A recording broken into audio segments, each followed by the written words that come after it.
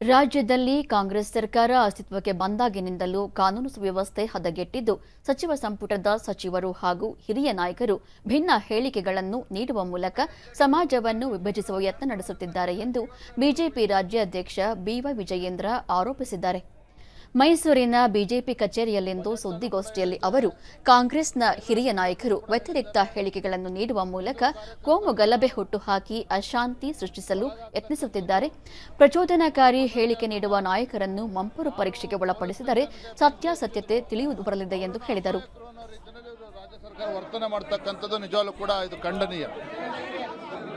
ಈ ಕಾಂಗ್ರೆಸ್ ಸರ್ಕಾರ ಯಾವಾಗ ರಾಜ್ಯದಲ್ಲಿ ಬಂದಿದ್ಯೋ ಅವ್ರು ಬಂದಾಗ್ಲಿಂದನೂ ಸಹ ರಾಜ್ಯದಲ್ಲಿ ಇವತ್ತು ಕಾನೂನು ಸುವ್ಯವಸ್ಥೆ ಹದಗೆಟ್ಟಿರ್ತಕ್ಕಂಥದ್ದು ನೋಡ್ತಾ ಇದ್ದೀರಿ. ಜೊತೆಲಿ ಮಂತ್ರಿಗಳ ಹೇಳಿಕೆ, ಕಾಂಗ್ರೆಸ್ ಪಕ್ಷದ ಶಾಸಕರ ಹೇಳಿಕೆಗಳನ್ನು ನೋಡಿದ್ರೆ ಸಮಾಜವನ್ನು ಒಡಿತಕ್ಕಂಥ ಕೆಲಸವನ್ನು ಪ್ರಯತ್ನವೂ ಕೂಡ ಆಗ್ತಾ ಇದೆ. ಮತ್ತು ರಾಜ್ಯದಲ್ಲಿ ಅಶಾಂತಿ ಮೂಡಿಸ್ತಕ್ಕಂಥ ಕೆಲಸವೂ ಕೂಡ ಆಡಳಿತ ಪಕ್ಷದಿಂದ ಆಗ್ತಾ ಇದೆ.